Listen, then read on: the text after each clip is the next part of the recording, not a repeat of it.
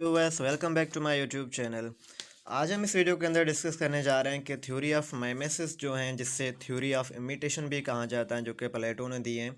तो इस वीडियो के अंदर आज हम डिस्कस करेंगे कि थ्योरी ऑफ इमिटेशन क्या है। प्लेटो ने इसके अंदर जो है कौन कौन सी चीज़ें डिस्कस की हैं। तो इसके साथ जुड़े रहने के लिए अगर अभी तक आपने हमारा यूट्यूब चैनल सब्सक्राइब नहीं किया तो चैनल को सब्सक्राइब कीजिए, वीडियो को लाइक कीजिए और शेयर कीजिए, ताकि और भी हम आपको इसी तरह की वीडियोज़ जो हैं वो देते रहें। तो व्यूअर्स, सबसे पहले तो हम इसके इंट्रोडक्शन को डिस्कस करेंगे कि ये जो थ्योरी ऑफ माइमेसिस या जो इसे थ्योरी ऑफ इमिटेशन भी कहा जाता है, प्लेटो ने दी थी। बेसिकली इस थ्योरी देने का मकसद क्या था। इस थ्योरी में प्लेटो क्या कहता है कि भाई जो आर्ट हैं ये क्या है, आर्ट ये कॉपी होती हैं किसी भी आइडियाज़ की। यानी कि बकौल प्लेटो के जो भी हमारे ओरिजिनल आइडियाज़ होते हैं, जो भी हमारे जहन के अंदर ख्यालात आते हैं, ये क्या होते हैं, ओरिजिनल होते हैं।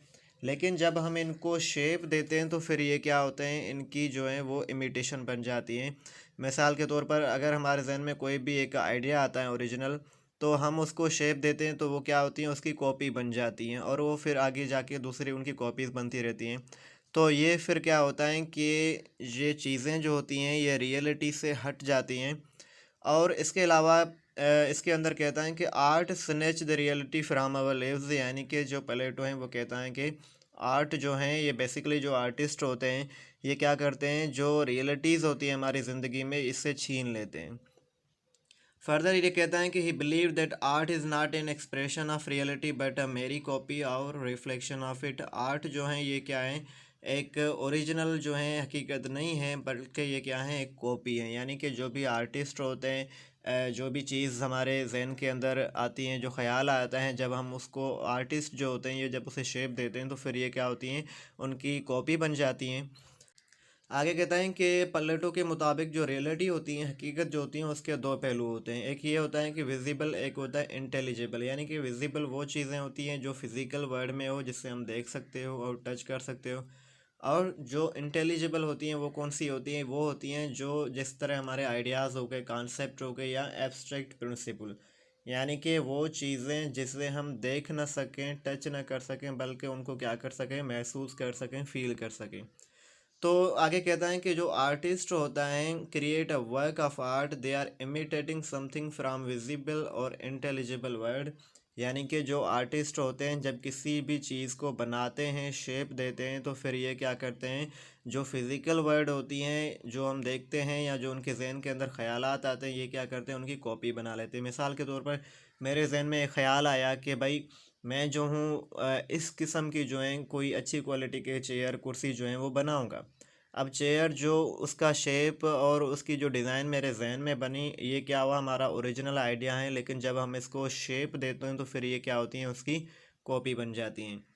आगे कहते हैं Plato believed that this imitation is not a direct representation of a real object और concept but rather a distorted in imperfect copy. यानी कि प्लेटो के जो नज़र में ये आइडियाज़ होता है कि जो इमिटेशन होती हैं ये क्या होती हैं, डायरेक्ट रिप्रेजेंटेशन नहीं होती उस रियल ऑब्जेक्ट की। यानी कि जो चीज़ हम सोचते हैं, जो ख्याल हमारे जहन के अंदर आता है, वो उसकी डायरेक्ट जो है वो रिप्रेजेंटेशन नहीं होती, बल्कि फिर क्या होता है, उससे हट जाता है, जिससे इंसान के इमोशन को जो है वो ठेस पहुँचती हैं। यानी कि फिर जो हम चीज़ें सोचते हैं इस तरह नहीं होता, लेकिन फिर वो जो होता है वो कुछ और बन जाता है। Furthermore Plato believed that art has the potential to corrupt the soul. Plato का ये था कि भाई जो आर्ट है ये एक इंसानी रूह को जो है वो करप्ट बनाता है। He argued that art can arouse emotions and desires that are unhealthy and lead to immortality. यानी कि जो भी इंसान चीज़ें सोचता है, ख्याल वगैरह, जब तक उन चीज़ों में इंसान होता है तो इंसान ख़ुद को बेटर फील करता है, लेकिन जब वही चीज़ें इंसान के सामने आ जाती हैं, उनका जो शेप बन जाता है, तो फिर क्या होता है, इंसान वो फील नहीं करता जो उसने ओरिजिनल आइडियाज़ को सोचते टाइम जो है वो फील किया था। तो ये इससे क्या होता है, इंसान के जो इमोशंस वगैरह होते हैं वो चेंज हो जाते हैं उस चीज़ की ओर। मसलन he claimed that tragic plays can evoke pity and fear. इसने दावा किया था कि भाई जो ट्रेजिक प्लेस वगैरह होते हैं ये क्या करते हैं, पिटी और फियर को जो है इवोक करते हैं। विच इफ़ नॉट कंट्रोल, अगर हम इसको कंट्रोल नहीं करते, can lead to excessive and harmful emotion state. तो फिर ये क्या करते हैं, एक नुकसानदा जो है हालत कंडीशन में इंसान को ले जाते हैं। जब ये ट्रेजिक प्लेस वगैरह हम देते हैं तो फिर इंसान टोटली जो है उन चीज़ों के अंदर मुब्तला हो जाता है। तो इसका जो कंक्लूजन बनता है वो ये है कि Plato's theory of imitation suggest that art is a mere copy of reality and that it has the potential to corrupt the soul. However his ideas are still debated and discussed by scholars and artist alike, and his views on imitation has influenced many subsequent theories of art। तो इसमें हमें ये सारी चीज़ें मिलती हैं कि जिस तरह इसने कहा था कि भाई जो पोइट होते हैं, इसने जो आर्टिस्ट होते हैं उनको जो है रेफ़र किया है कि भाई जो आर्टिस्ट होते हैं ये क्या करते हैं, ओरिजिनल आइडियाज़ की कॉपी बनाते हैं। जिस तरह जो पोइट वगैरह होते हैं ये भी क्या करते हैं, इंसान की जो है एहसास से कमतरी होती हैं उसको ठेस पहुँचाते हैं। तो प्लेटो के इस कॉन्सेप्ट के अगेंस्ट फिर एरिस्टोटल ने जो है वो अपना कॉन्सेप्ट दिया था अपने बुक पोइटिक्स के अंदर, जिसमें उसने जो है वो आर्ट को डिफ़ाइन किया है कि भाई आर्ट जो होता है, जो आर्टिस्ट होते हैं ये चीज़ों को शेप देते हैं, ये जो होते हैं ये बहुत ही डिफरेंट होते हैं या ज़्यादा होते हैं उन ओरिजिनल आइडियाज़ से, यानी कि ये जो उन इमोशनली तौर पर जो है ये लोगों को एक स्ट्रेंथ देते हैं। तो इसको जो है हम आगे इंशाल्लाह नेक्स्ट वीडियो के अंदर डिस्कस करेंगे। इसके साथ जुड़े रहने के लिए हमारे चैनल को सब्सक्राइब कीजिए, वीडियो को लाइक कीजिए और बेल आइकन पर क्लिक करना ना भूलिएगा।